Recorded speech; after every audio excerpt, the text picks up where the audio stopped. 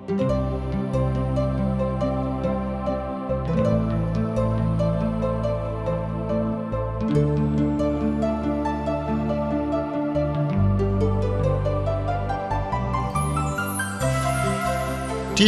से प्रसारित जिंदगी की राह कार्यक्रम में आप सबका स्वागत बा। ई कार्यक्रम सबकरा खातिर बा जे कि तरह तरह की विपत, उलझन और अशांति में पड़ के सही रास्ता से भटक गए होखे और उनके पता ना होखे कि जिंदगी का सही रास्ता कौन है। तो दर्शक भाई बहन, बाइबल में जिंदगी का सही मार्ग बतावल गईल बा। कृपा करके देखी और सुनी कि परमेश्वर क्यों न तरह आप सबके अगुवाई करतने। ए अध्याय के शीर्षक है मंदिर के पुनर्निर्माण और दुश्मन द्वारा एक विरोध। प्रिय भाई बहन, अब ही तक हम देखने हैं कि लगभग 50,000 आदमी गुलामी के पश्चात यरूशलेम लौटले। एकरा बाद इजरा के साथ 2000 लोगन के समूह वापस लौटल। ए तरी लगभग 60,000 लोग यरूशलेम वापस लौटले, यानी कि अइले लोग। प्रिय मित्र, हमने के देखने हाजा कि बेबीलोन में रुके वालन के जनसंख्या से बहुते अधिक रहे, अर्थात ये लोग प्रतिज्ञा के स्थान के अपेक्षा बेबीलोन में ठहर गइल पसंद कैले।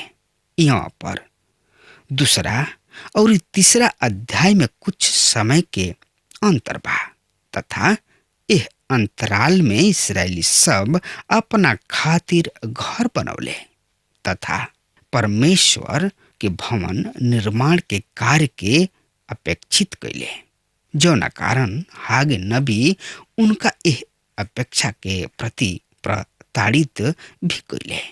एकर उल्लेख हमनी के हागे एक अध्याय के 4 पद में मिलेला, जहाँ एह तरी से लिखल बा, तोहनी लोग खातिर पक्का मकान में रहे के समय बा, जबकि यहोवा परमेश्वर के ई भवन खंडहर पड़ल बा।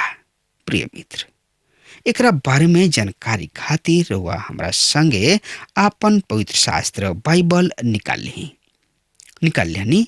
हाँ, तो ओहमे देखी इजरा के किताब 3 अध्याय 1 और 2 पद एह तरी से बतावता। जब 7वां महीना आइल और इस्राएली अपना अपना नगर में रहत रहले, तो सब लोग एक मन होके यरूशलेम में इकट्ठा भइले।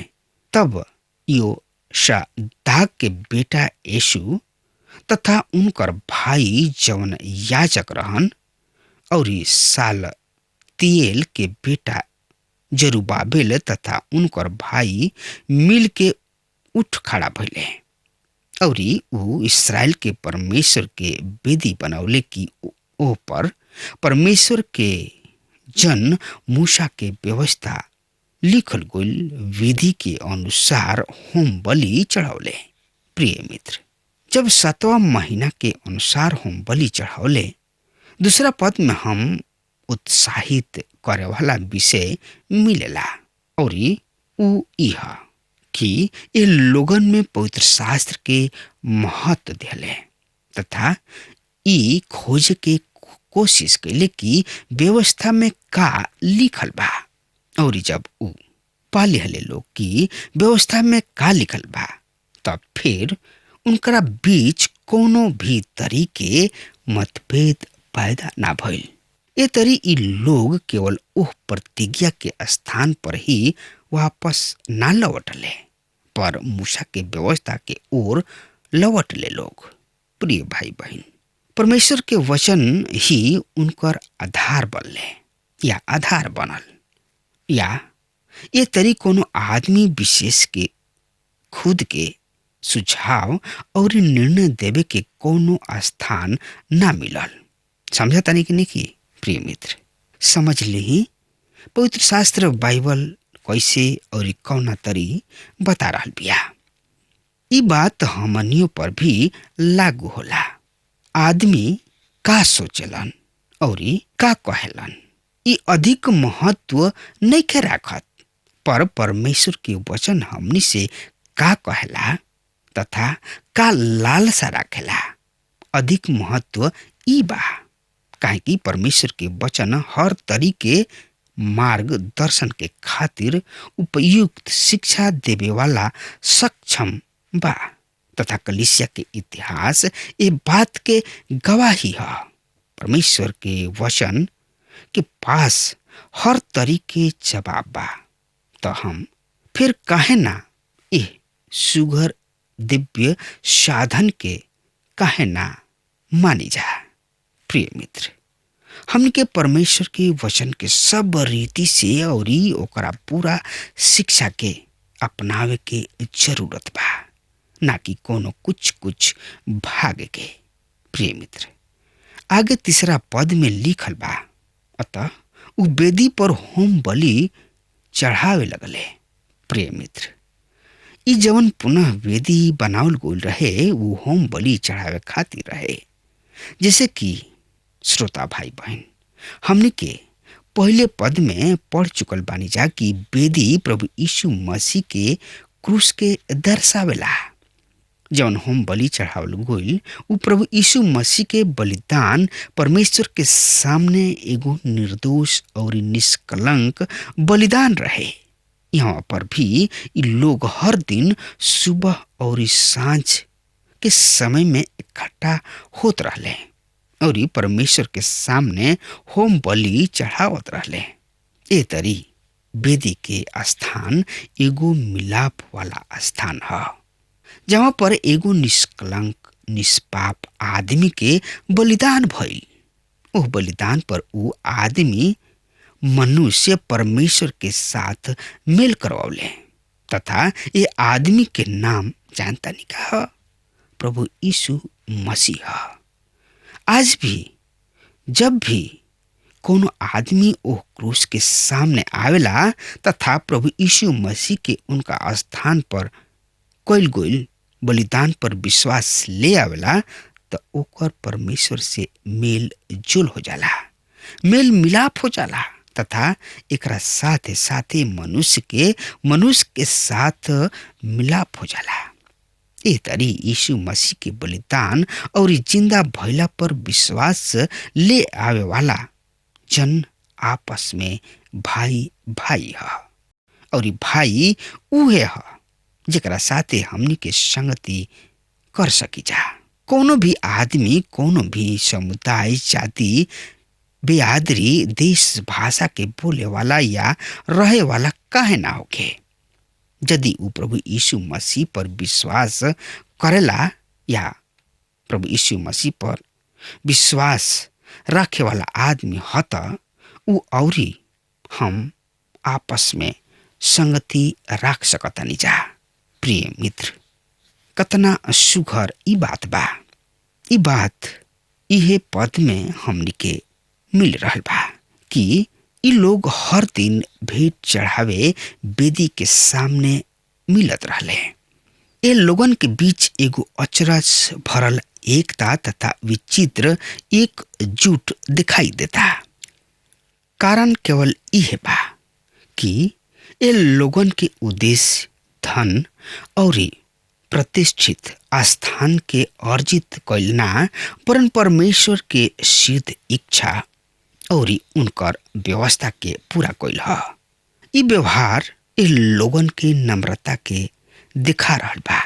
प्रिय मित्र, भजनकारी दाऊद भजन 25 अध्याय के 9 में कहताने कि न्याय के मार्ग में उ दिन लोगन के उ अपना मार्ग के शिक्षा देताने।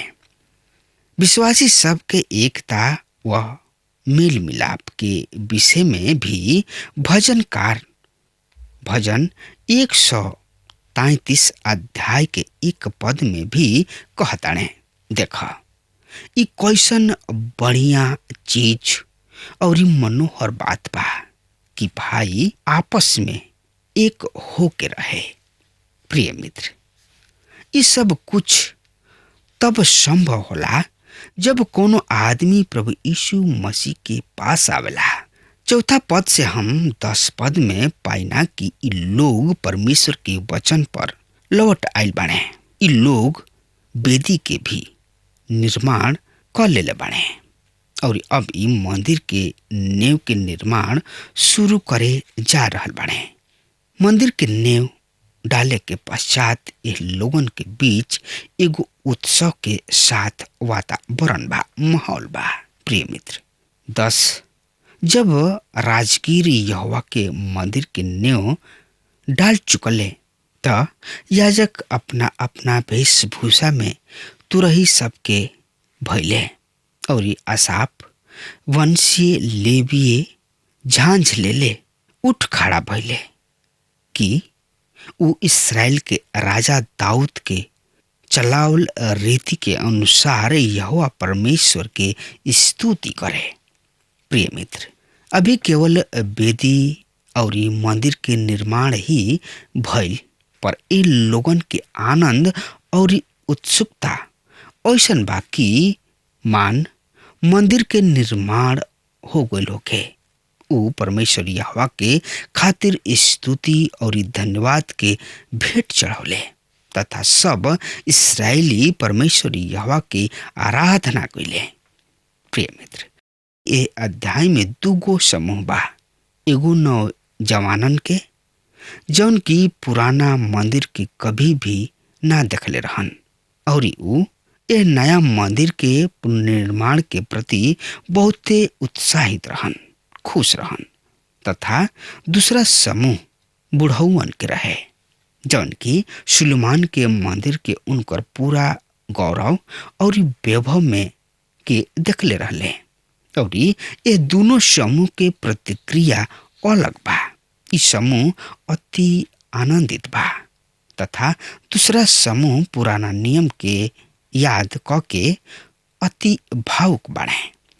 ए बूढ़ा सब के समूह कुछ आदमी सब यह नौजवानन से कहले हुई कि ई नया मंदिर ओ पुराना मंदिर के तुलना में कुछ वो नहीं खे। ए तरी ओह लोगन के व्यवहार कुछ निरुत्साही करे वाला रहे, जेकरा फलस्वरूप आगे नबी अपना किताब में कहताने कि आगे बढ़, निर्माण कर, परमेश्वर तोहनी लोग के साथ है बढ़े। प्रिय मित्र, आज के समय में भी कुछ ऐसन पुराना आदमी बाड़े जौन की अपना पुराना समय के ही बखान तथा स्मरण यानी कि याद करेलन तथा अपना यह वचन के परमेश्वर के कार्य के आगे बढ़े से रोकेलन। पर प्रिय मित्र, ये हमनी के कार्य ना है कि हमनी के कोनो कार्य के न्याय करी जा, पर ई कार्य परमेश्वर के है।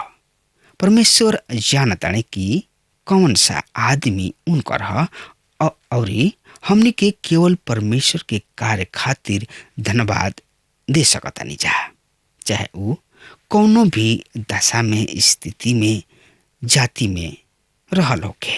ऐसे हमनी के बुराई करे के ना चाही, पर प्रभु के कार्य के प्रति खुश तथा धन्यवाद होके के चाही। प्रिय मित्र, आई अब हमनी के देखल जाओ चौथा अध्याय के। ये अध्याय में दुश्मन द्वारा मंदिर निर्माण के विरोध पैदा हो जाता। हमनी के ये अध्याय में अधिक समय ना लगाव के, पर केवल ये देखे के कि विरोध कौना तरी से और कौना कारण से होता।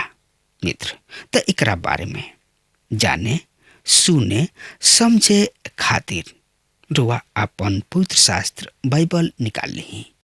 एजरा के किताब 4 अध्याय 1 और 2 पद एह तरी से बतावता। सुनी ध्यान से, हम रुआ खातिर पढ़ रहल बानी।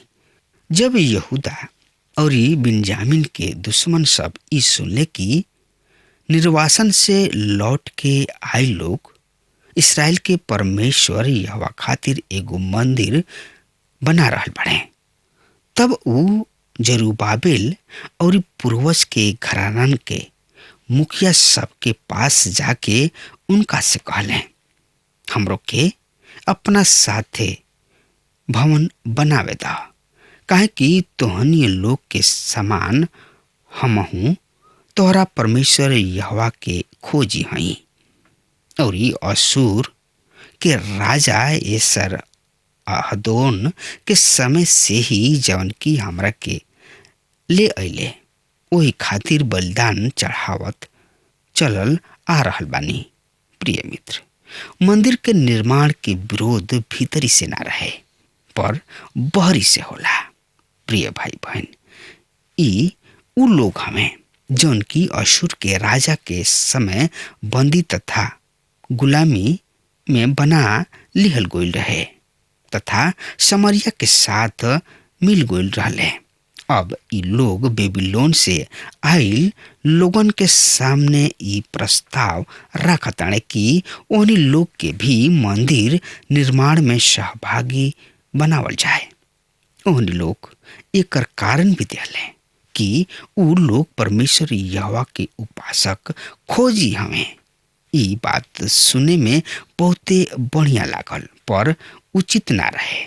प्रिय मित्र, हमनी के शत्रु शैतान के एगो बहुते बड़ फसावे के जाल यानी कि षड्यंत्र होला कि उ खुद के एगो भक्त के समान दर्शावेला अपना आप के तथा उत्तरदायी दृष्टिकोण अपनावे खातिर उकसावेला जौन की देखे में भला प्रती होला पर आगे चल के बहुते हानि उठावे के पड़ेला। आज भी कलीसिया में एह तरी के समस्या उठ रहल बा जेकरा बारे में हमनी के सजग रहे के जरूरत बा।